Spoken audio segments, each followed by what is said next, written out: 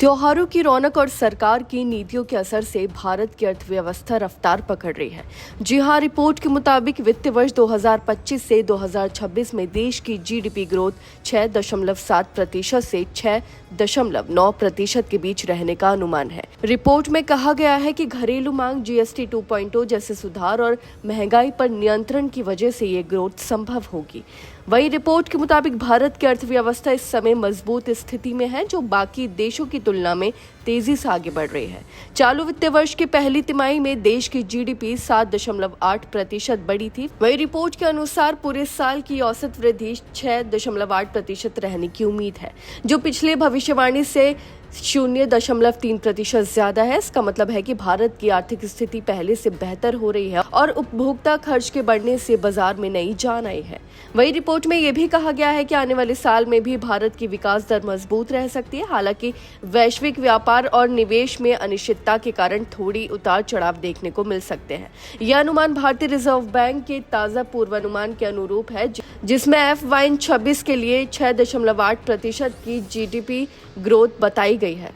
वही रिपोर्ट का यह भी कहना है कि जीएसटी 2.0 जैसे सुधार, आसान मौद्रिक नीतियां और सरकार की स्थिर आर्थिक रणनीति विकास को मजबूती देगी। वही त्योहारी सीजन में लोगों की खरीदारी बढ़ने से मांग में उछाल देखने को मिल रहा है, जिससे उत्पादन और निवेश दोनों को बढ़ावा मिलेगा।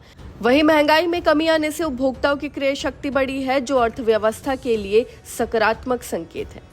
वहीं त्योहारों के सीजन में खपत में तेजी से खुदरा बिक्री में जबरदस्त बढ़ोतरी हुई है। इससे कंपनियों का भरोसा बढ़ा है और वो नए निवेश की दिशा में कदम बढ़ा रही हैं। आने वाले महीनों में निजी निवेश में और तेजी देखने को मिल सकती है, क्योंकि उद्योग जगत बढ़ती मांग को पूरा करने की तैयारी में जुटा है।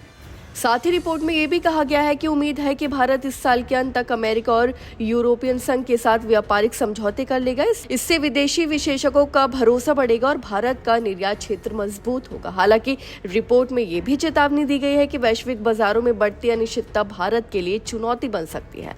अमेरिका से समझौता न होना, जरूरी खनिजों की सप्लाई में रुकावट और भू राजनीतिक तनाव जैसे कारक भारत की आर्थिक गति पर असर डाल सकते हैं।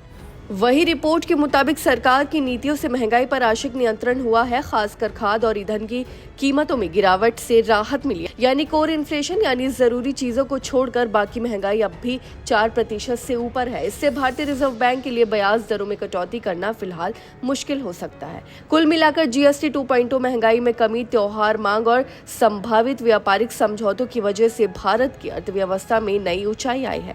हालांकि वैश्विक चुनौतियां अभी भी बनी हुई है, फिर भी भारत की विकास यात्रा दुनिया की प्रमुख अर्थव्यवस्थाओं में सबसे तेज बनी हुई है। आपकी इस बारे में क्या राय है, हमें कमेंट करके जरूर बताएं। फिलहाल इस खबर में बस इतना ही, और ऐसी ही तमाम खबरों को देखने के लिए देखते रहिए भारत एक्सप्रेस।